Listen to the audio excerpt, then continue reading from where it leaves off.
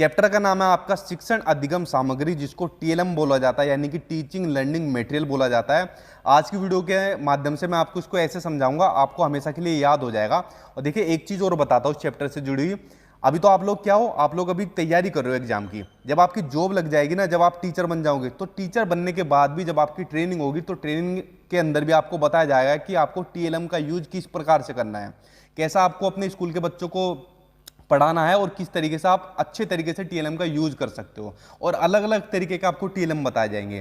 तो जो ये वाला चैप्टर है ना, सिर्फ आपको एक नंबर दिलाएगा, बल्कि जॉब लगने के बाद भी आपकी हेल्प करेगा। ठीक है, तो चलिए बात करते हैं इस चैप्टर के बारे में। उसके अलावा कल की वीडियो के अंदर मैंने व्यक्तित्व वाला चैप्टर था वो कंप्लीट कर दिया था। आज आपका ये टीएलएम कंप्लीट हो जाएगा। ये कुछ 2-3 चैप्टर थे जो रह गए थे, वरना बाकी आपकी सीडीपी में कंप्लीट करा चुका हूँ। ठीक, देखिए पहले बात करते हैं कि शिक्षण अधिगम सामग्री यानी टीचिंग लर्निंग मटेरियल होता क्या है। देखिए, शिक्षण प्रक्रिया को सरल, रोचक और आकर्षक बनाने के लिए जिन साधनों या माध्यमों का प्रयोग किया जाता है उन्हें शिक्षण अधिगम सहायक सामग्री कहते हैं।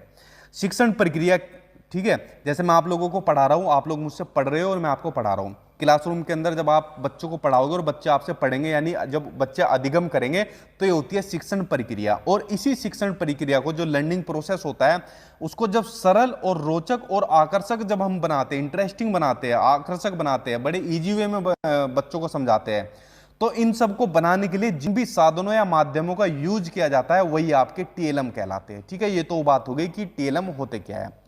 उसके अलावा अब बात करते हैं इसकी थोड़ी विशेषताओं के बारे में भी, क्योंकि कभी कभी 1-2 नंबर के क्वेश्चन विशेषताओं से भी पूछे जाते हैं। देखिए, इनसे प्रभावशाली, रुचिकर और स्थायी अधिगम होता है। देखिए, जब आप टीएलएम के माध्यम से पढ़ते हैं, फॉर एग्जांपल अभी आप लोग वीडियो देख रहे हो, तो वीडियो में आपको मेरी आवाज भी सुनाई दे रही है, जो चीजें मैं लिख रहा हूं वो भी आपको दिखाई दे रहा है। उसके अलावा कुछ मैं फोटो यूज करता हूं वो भी आपको दिखाई देंगे।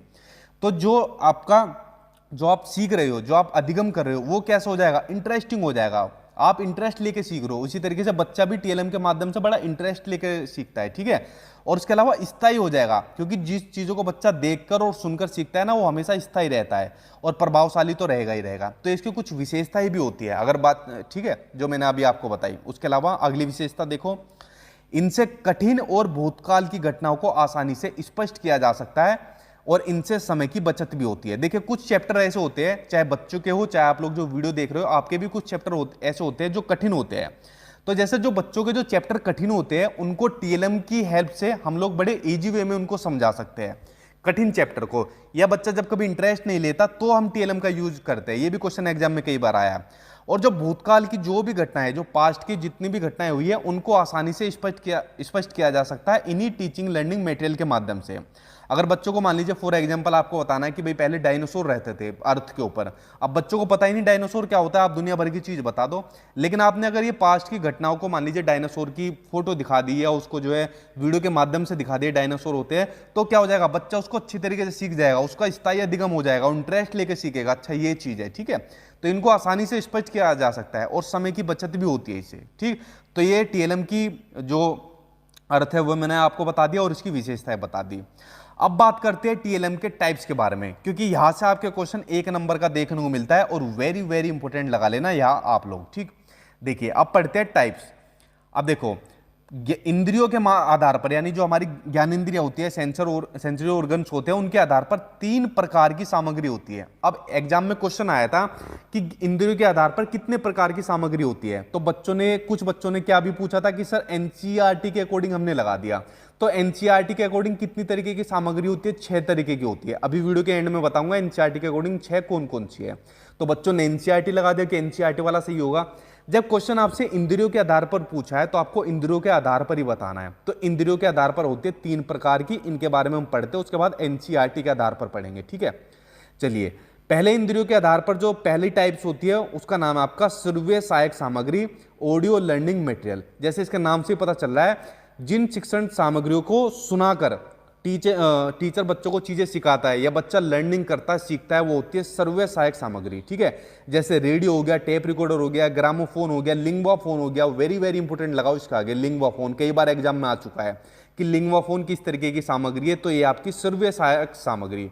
उसके अलावा भाषा प्रयोगशाला, इसके ऊपर भी इंपॉर्टेंट लगाओ। देखो भाषा प्रयोगशाला में क्या होता है, जैसे मान लीजिए कुछ बच्चों को कोई शब्द बोलने में प्रॉब्लम होती है, कुछ शब्दों को सही से बोल नहीं पाता। दिल्ली को बच्चा क्या बोलता है, दिल्ली बोल देता है। ठीक है, दिल्ली को दिल्ली बोल देता है, मम्मी को या मम बोल देता है, इस तरीके से बोलता है। तो भाषा प्रयोगशाला में बहुत सारे यहाँ बच्चे बैठे होते हैं और यहाँ पर एक उपकरण होता है, मेरे ख्याल से लिंगुआ फोन ही होता है।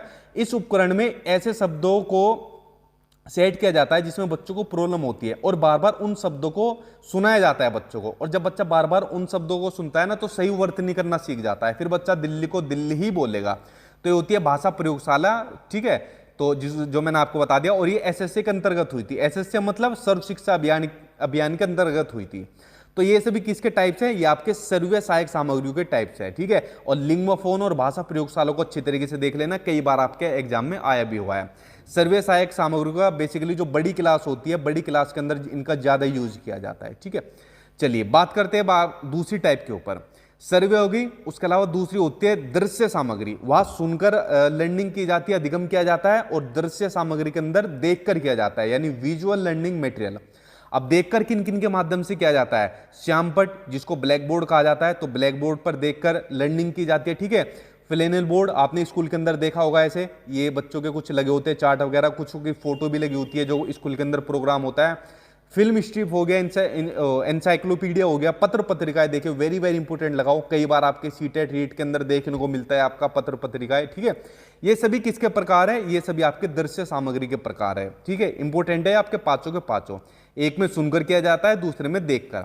और जो तीसरी टाइप है, इस तीसरी टाइप में दोनों ही तरीके के टाइप होते हैं, यानी सर्वे दृश्य सामग्री, ऑडियो विजुअल लर्निंग मटेरियल। इसमें देखकर और सुनकर अधिगम किया जाता है, यानी लर्निंग की जाती है। जैसे टीवी में आप लोग देखते भी और सुनते भी हो, कंप्यूटर हो गया, सेम इसमें भी ऐसे करते हो। नाटक को आप देखते भी हो और जो नाटक के अंदर रोल करते हैं उनकी आप आवाज भी सुनते हो, ठीक है। चलचित्र हो गया, ग्लोब हो गया, ग्लोब आपका सर्वे दृश्य सामग्री नहीं होगा, खाली आपका दृश्य सामग्री होगा, ठीक है। ये पीडीएफ वाले ने पीडीएफ बनाते होते गलती से याद डाल दी होगी, तो आपकी दृश्य सामग्री है।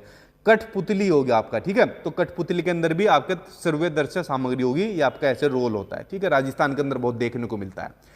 तो ये कुछ टाइप से दो मैंने आपको बता दिया जो आपके एग्जाम में आपको पूछे जाते हैं।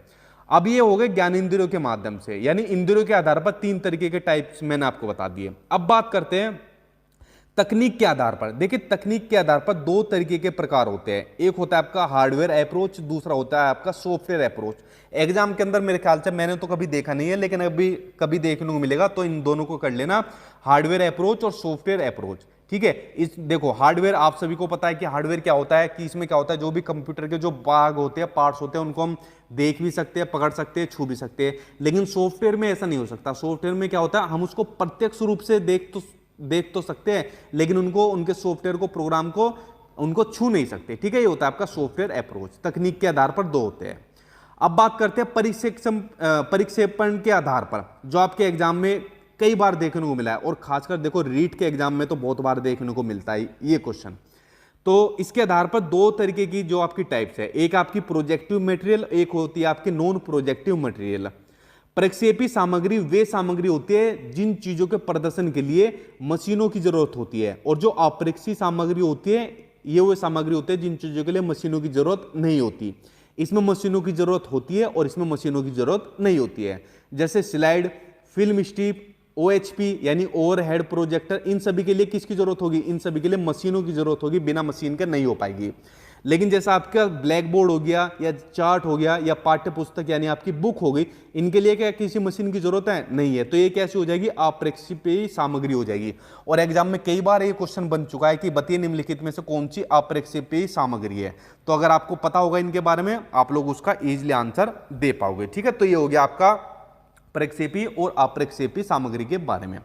उसके अलावा अब बात करते हैं लास्ट में एनसीईआरटी के अनुसार। तो एनसीईआरटी के अनुसार मैंने कितनी बताई थी, 6 होती है। इंद्रियों के माध्यम से 3 प्रकार बताए थे जो एग्जाम में क्वेश्चन आया था, और एनसीईआरटी के अनुसार 6 तरीके की टीएलएम होते हैं, शिक्षण सामग्री होती है, जिनको एनसीईआरटी कहता है कि पहला